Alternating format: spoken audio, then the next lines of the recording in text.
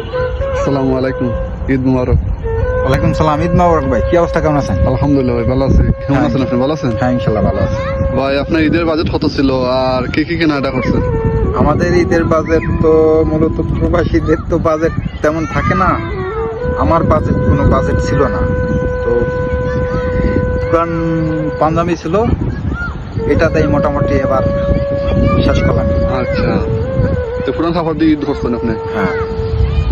আচ্ছা ভাই, তো কিটা করবো ভাই, এটা তো প্রবাসী জীবন, কিচ্ছু করার নাই। ওকে ভাই, ভালো থাকবেন। আচ্ছা, আসসালামু আলাইকুম।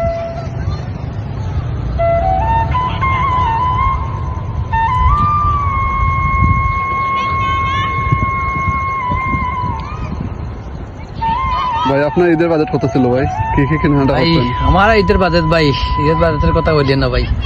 ঈদের বাজেট তো ফ্যামিলির ভাই, সবকিছু। আমার তো কোনো বাজেট নাই ভাই। আমরা তো প্রবাসী ভাই, কপালগুলা প্রবাসী। আমরা ঈদের বাজেট আর কি ভাই, আমরা জিরো ভাই।